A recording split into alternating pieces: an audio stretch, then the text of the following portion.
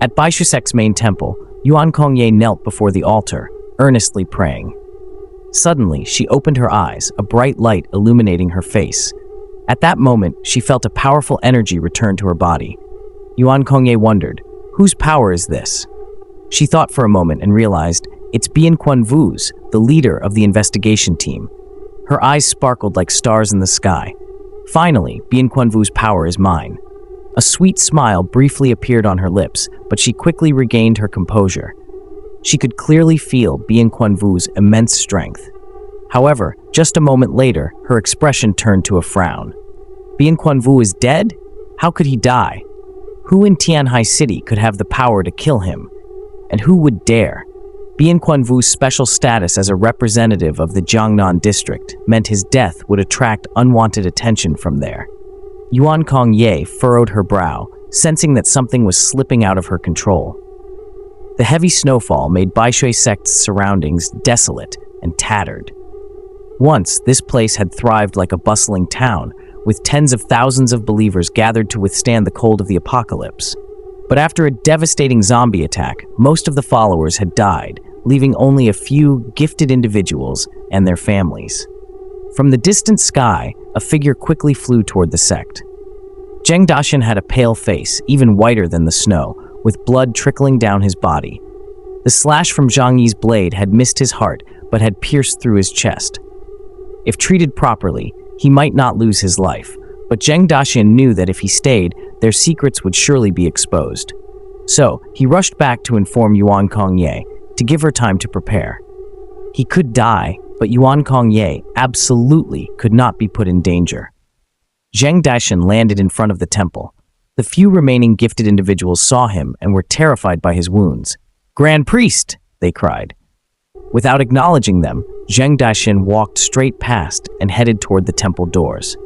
Time was running out. He needed to see Yuan Kongye.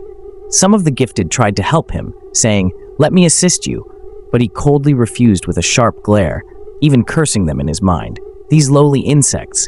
As Zheng Daxian opened the temple doors, Yuan Kongye seemed to sense something. She turned her head suddenly and saw him, heavily injured. She shouted, "Who did this to you?" Seeing that he didn't answer and was staggering, her pupils contracted. Yuan Kongye quickly approached. When Zheng Daxian saw her, the harshness in his voice softened.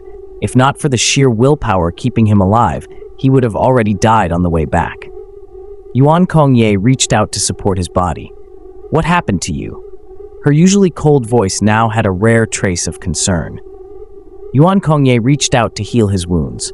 With her powers, as long as someone was still alive, no matter how severe the injury, she could heal them. But Zheng Daxian grabbed her wrist and said, "No, don't waste your energy on me. My wounds are too severe. Healing me will drain too much of your strength. Danger is coming. We've been exposed. They will come to kill you. You must survive." Yuan Kongye's hand paused midair.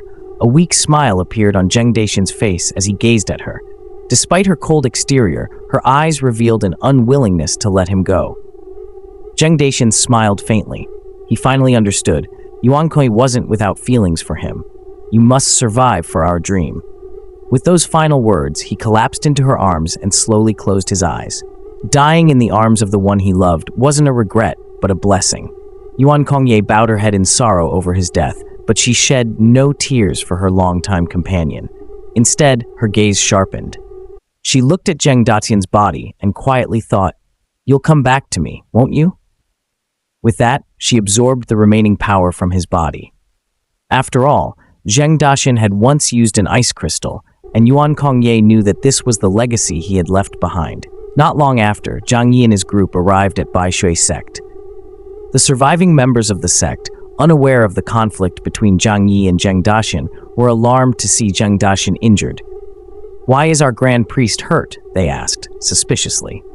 Zhang Yi paid no attention to their questions. His eyes were fixed on the slightly ajar temple doors. He knew that Zheng Daxian had gone to see Yuan Kongye, and by now she would be prepared. There would be no surprise attack. Bai Li Changqing and his team arrived at Baishui Sect shortly after, heading first to the nearby abandoned high-rise. With the situation reaching its climax, the truth about the zombies would soon be revealed. Was Baishui Sect truly behind it all, they would soon find out. Zhang Yi led them, saying, "Follow me, and I'll show you the truth." Meanwhile, Han Chang and the surviving Bai Shui sect members awoke to find Zhang Yi's group already gone. One of them asked Han Chang, "What should we do now? Should we chase after them?"